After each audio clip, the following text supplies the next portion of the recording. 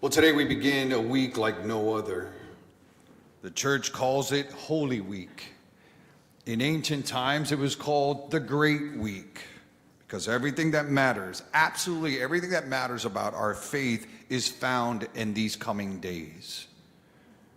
And today's liturgy holds nothing back.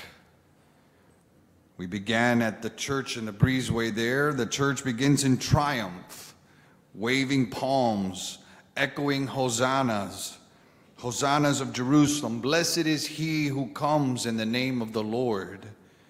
But then, almost without warning, we descend into the passion, betrayal, arrest, trial, torture, crucifixion. The voices that were crying out, Hosanna, quickly become the ones that are in the crowd shouting, crucify him. It's almost like whiplash. And yet it's very real. Because we're not just remembering what they did, we're confronting what we do as well. Every year on Palm Sunday, we play both parts. We wave branches. We shout for the cross. We praise him as king. We reject him as a criminal. And maybe the hardest truth is this: both of those voices live inside of us. And yet Jesus does not flinch. He doesn't recoil from the contradiction. He doesn't back away from the betrayal. He doesn't hold back because we're unreliable or we're unworthy. No, he keeps walking towards the cross, to Calvary.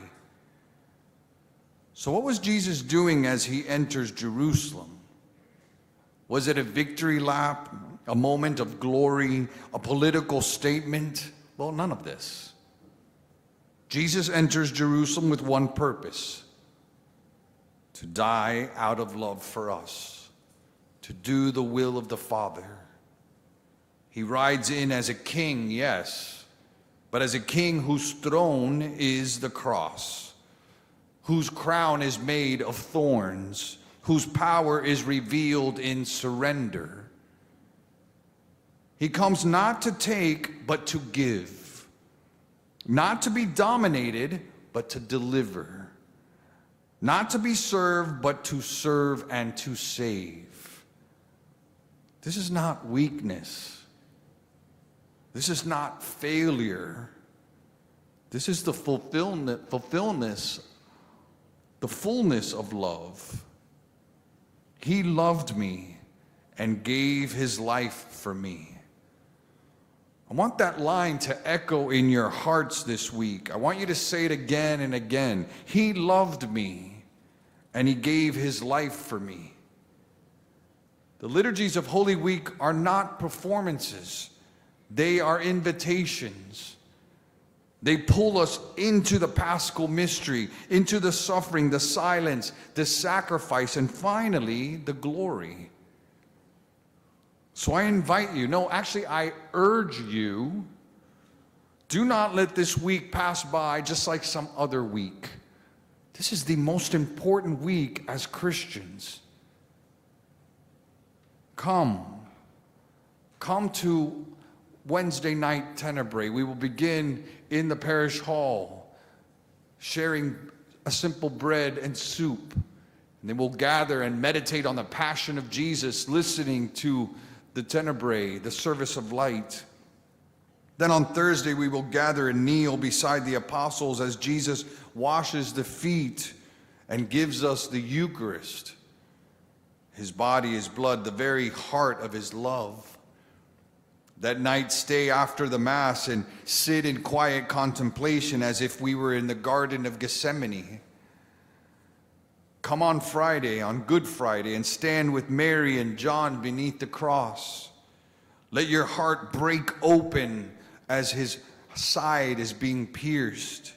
Let his mercy pour into the cracks and shadows of your soul. And then come on Saturday.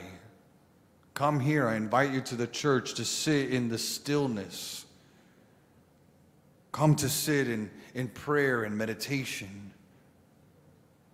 And then come back that night at the Easter Vigil and watch how as the light returns from darkness, watch the tomb be burst open.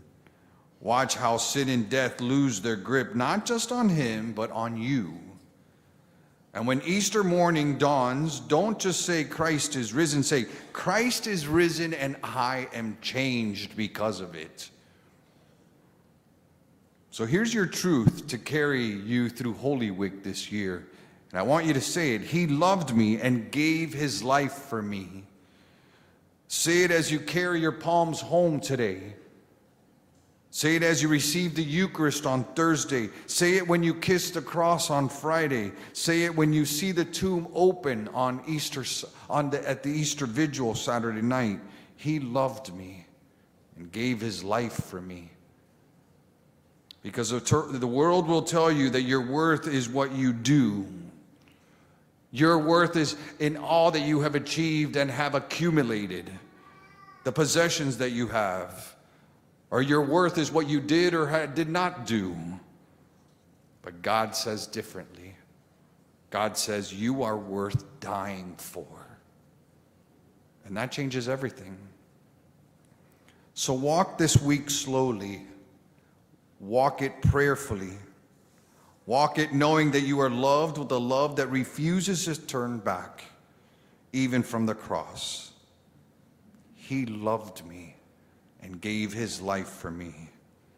I pray you have a blessed, powerful Holy Week. Amen.